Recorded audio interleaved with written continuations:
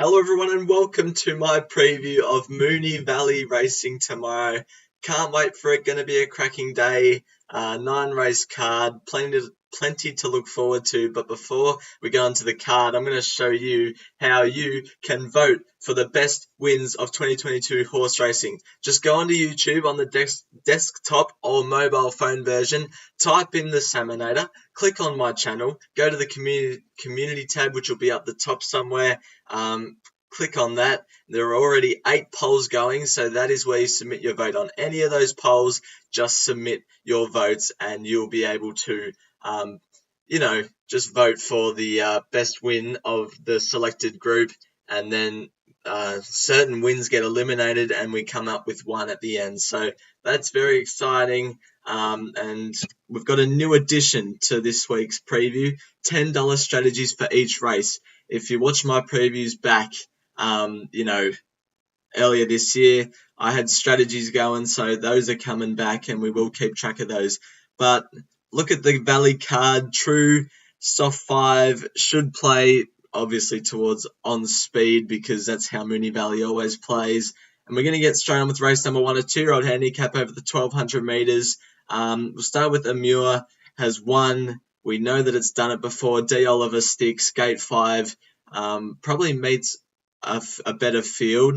There's been a few horses that have jumped out quite well. Le Zebra I thought was over the odds. Blake Shin on, gelded. I thought its jump out wasn't too bad, and it can run a bit of a race at a price. Some people call me was probably the best unraced chance in my opinion. Gate 1 could prove tricky if it misses the start slightly. It might be in a tricky situation, but if it jumps out well, it can go to the front or sit right in behind the leaders. Picky ran well on debut behind Exploring. Step up to 1200 metres is good. Gate 3 has options from there. International, I'm happy to take on at the price. We know that it's got a high cruising speed based off its jump outs, but we don't know what it's got under the bonnet. It wasn't tested.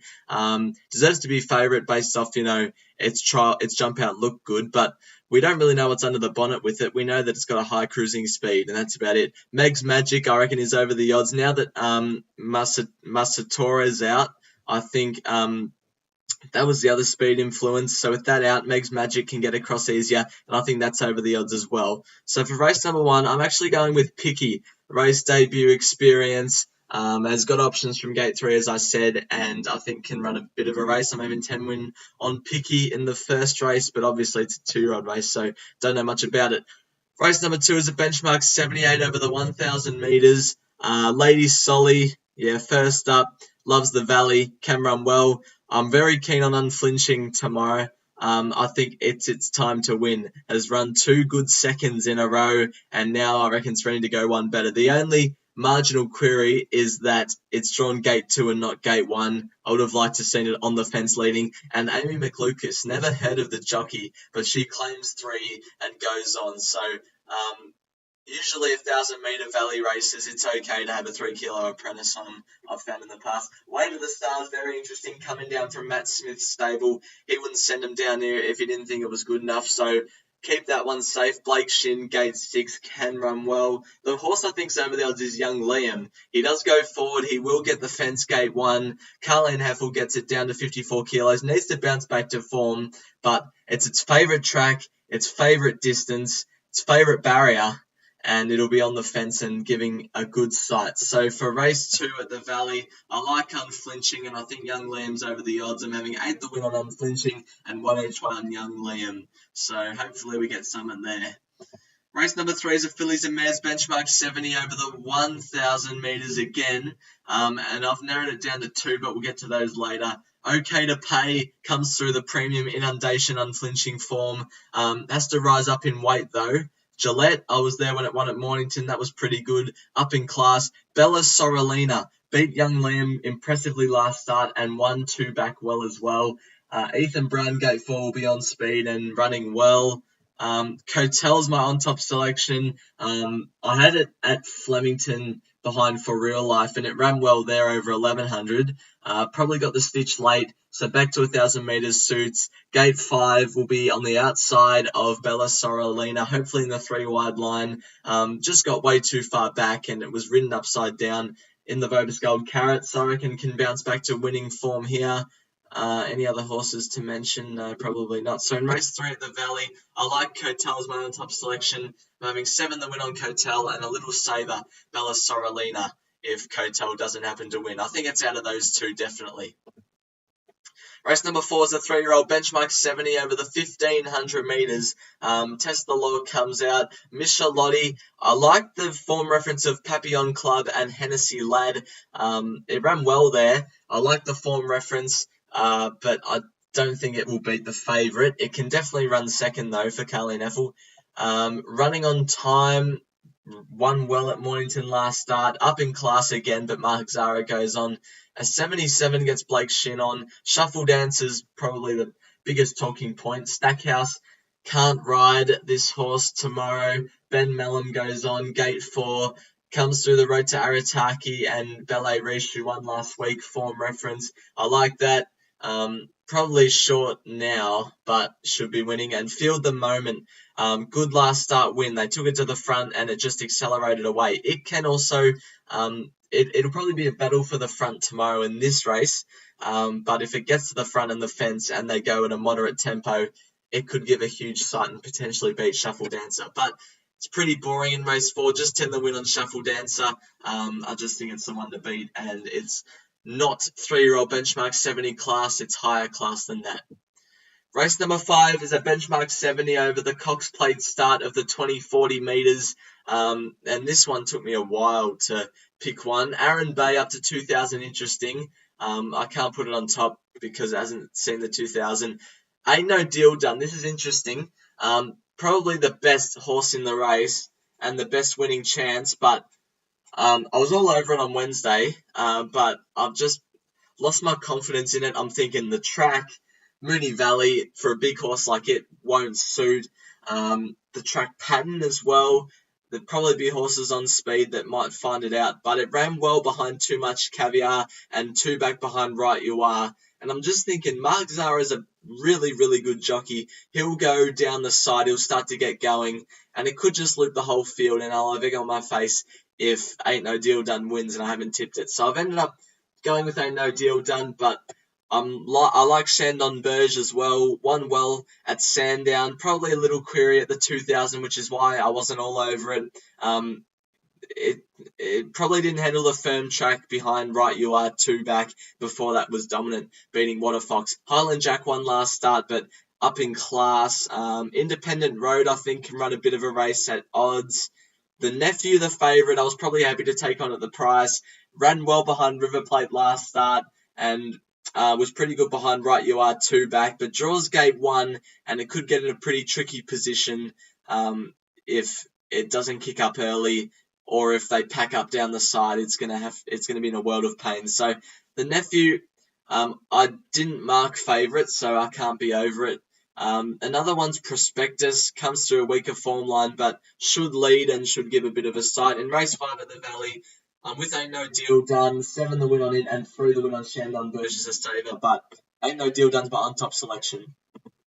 Race 6, the first of the quaddy legs, is a benchmark 64 over the 1,200 metres, and this is another open race. Harbin is probably the horse with the best chance that I haven't got in my selections, but I think it comes through good form lines.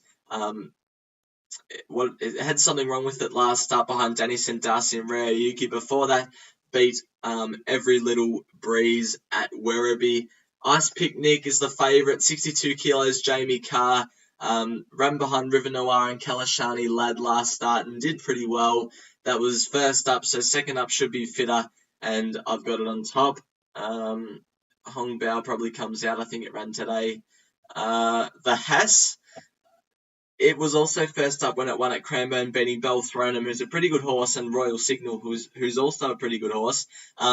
Should lead here and can give a sight with Celine Gorge claiming the 3 kilos.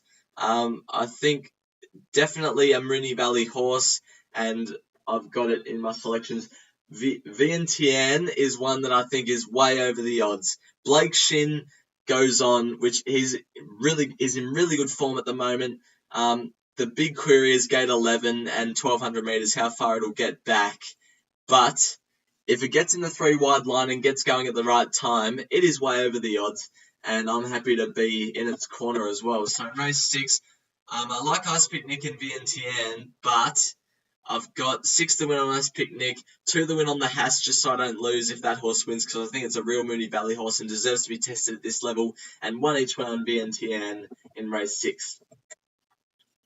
Race number 7, a benchmark 84 over the 1200 metres. Cargo comes out. I like that horse before it came out. Bill the Boxer, Blake Shin, gate 7 will be on speed. Ran well at Terrain last start, started a very short favourite. Before that, just got beaten by Nick. Oh, that was last prep. I was on it that day too, I remember that. Should be on speed, and second up should be fitter. 2 from 2 second up as well, so pretty good chance. I thought it didn't show any value in the market though. Dance to Dubai clearly beat Cristani and Exeter last start. That might not be the premium form reference, but it beat Vermentino. Even though it had something wrong with it, Vermentino is a very exciting horse. Before that, I kicked up for it at odds behind Invincible Caviar, and it ran well behind it and My Yankee Girl. So I think Dance to Dubai from gate 4 should get the right run tomorrow and should be, I think it should be winning, but see what happens. This is the horse that I think is way over the odds in this race. It's Stripped Back. Now, last start against Jungle Gym, I don't know what went wrong with it. It was its first go down the straight, which maybe it didn't handle the straight. It might have been a bit of a second up syndrome, travelling all the way from Warrnambool to Flemington, second up off a really dominant win at Warrnambool. So I'm not sure second up it was really suited. Back around a bend to the Valley, up in distance to the 1200, which I like. And if you think back to this one at Warrnambool, it did it very, very easily. And if it can get back to that form, we've seen here that it can settle closer as well. It's settled in the lead here. So from gate 3 can settle closer. If it can get back to this form, it's a big chance. So in race 7, I'm with Dance to Dubai and Stripped Back. 7 the win on Dance to Dubai because I think it should win, and 1.5 each way on Stripped Back. I think is over the odds. All right, race 8. There's 4 main chances here. It's a benchmark 100 over the 1600. Explosive Jack comes back. That's very exciting. Corner Pocket was my second pick in the race. I think it can run well with Tommy Stockdale in the saddle. Has run at 1600 once in its career and did pretty well behind Zaki and Inspirational Girl. Gate 1 should be on speed, and if it can get clear luck in the straight, it should be giving a good sight. 9 from 16, it'll be running well. Sophie One hasn't got Jamie Carr on, so I don't think it can win. Savannah Cloud, it fell in at the Sandown last start, betting here to shock, and before that they were swooping late when it beat Imperial Lad and He's Out Bonneval. Even though it won at 1600 here, I'm just questioning whether it can do it at 1600 against a quality piece of field like this. But I tipped it at Sandown 2 back and it got me out of a hole, so I'm happy. I'm happy about this horse being in the race, and I wouldn't be surprised if it wins. I haven't got it though. Pounding, last start winner at Flemington, beat Acceleration and Typhoon Harmony, which was good. Fell in as well because Acceleration was going to mow it down in another 50 metres. Again, I think it deserves to be favourite, but it's about its right price. My on-top selection is Moonee. I just think it's ready to win now. Ran well behind Typhoon Harmony last start. First time in this prep that it's gone down to as little weight as 53 kilos. It's been the 55.5 and it ran a bottler behind Detonator Jack. Now gets to the 53 kilos, which I really think will suit this horse. Gate 6 will be on the outside of horses, which I think race 8, that time of the day, will be pretty good. And I think it's ready to win. Before that, Invincible Caviar might not have liked the 1200 and wanted further, and it's raced well behind, Green Fly and Detonator Jack before then. So I'm with Moonee in race number 8, and I've got 10 to win on it as well. So if it wins, happy days. Race number 9, a benchmark 70 over the 1600 metres this time. Another wide open race, the last race on the card. I'm a Shelby. I had it rated highly. Just got beaten by Hasseltoff last start, so back to the 1600 should suit. Mickey D on gate 9 on speed. Before that, won against Oceanography and Baddest, so I reckon it's a good chance. Regal Asmon, gate 4, J Mott. Good last start winner beating Rhinoceros and Spanish Schnitzel. It can win without surprising. Euro Dandy I thought was under the odds considering it's drawn gate 1. And it beat Girello and Piaggio last start at Geelong. Before that was good behind Super Razi and Heskett, which are good form references, but it won a benchmark 64 last start. Did it easily, but Regal Asmon and, Ima Shelby's won benchmark 64s as well. They're both double figures, and this one's 550. So I thought this one was slightly under the odds. Shock 'em over, even though it's 1-2 from 2. I can't have it tomorrow against some of these fit horses. 3 and 4 pence I've got in my strategy. J Car Gate 3 will be on speed. Should have nearly won or gone close last start, it was first up at the Valley behind Koi Hoi and Real Sensation. Second up will be fitter. J Car on. She knows what she's doing, and it should be running a good race. My on-top selection's Hennessy Lad. I'm thinking in the mind of Peter Moonee, and I'm thinking, right, so why isn't he going to the 3-year-old benchmark 70 over the 1,500 metres? It's either 2 reasons. It's because he thinks this horse is good, or because he doesn't want to face Shuffle Dancer. They're both the same trainer. I think it's because of the Shuffle Dancer, but I like to imagine that it's because he thinks it's good, and I reckon it'll be winning. 3-year-old benchmark 70 last start, beaten by Papillon Club, and before that was unbeaten. So I'm with Hennessy Lad in race 9. I'm having 7 the win on Hennessy Lad, and I'm having 3 the win on 3 and 4 pence. Hopefully we can get something in the last in what is a wide open race. We'll go on to the back stack and crack for this week. Strip back is my back at double figure odds. I think it's over the odds considering if it gets to its best, we know how good it is. Sack race 1 international at 260. I think it's under the odds considering there's a lot of debutants and a lot of quality at hand. And the crack Shuffle Dancer should just be winning race number 4. So if we go to the quaddies, last week we got the early quaddie. That was good. So hopefully we can do that again. In race 2, the first leg of the quaddie and the early quaddie, we got Unflinching on its own. In race second leg of the quaddie, we got Bella Sorrelina and Cotel. I think it's out of them too. In race 4, we're going 1 out with Shuffle Dancer. And in the 4th leg, we've got Ain't No Deal Done, Shandon Burge, Highland Jack, Independent Road, Prospectus, and the Nephew. So leaving out Aaron Bay and Koi Hoi. But hopefully we can get that. $12 for 100%. That's pretty good.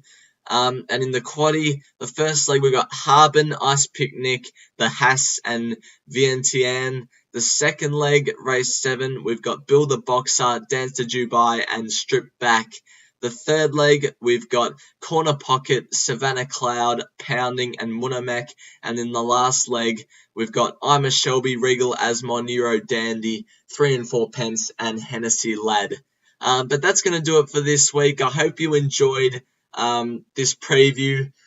Make sure to go on and vote for the best wins of 2022 Horse Racing World Cup. And if you're still around and watching, we've got a horse running on Sunday at Mornington called Bring Me to Life in race 3. It's the 4th emergency, so it probably won't get a start. And if it doesn't get a start, it's going to go to Hanging Rock on Australia Day, and it will be very hard to beat there. So stay tuned for that. But anyways, I'll see you next week. I think they're racing at the Valley again, so I'll see you then. But until then, bye for now.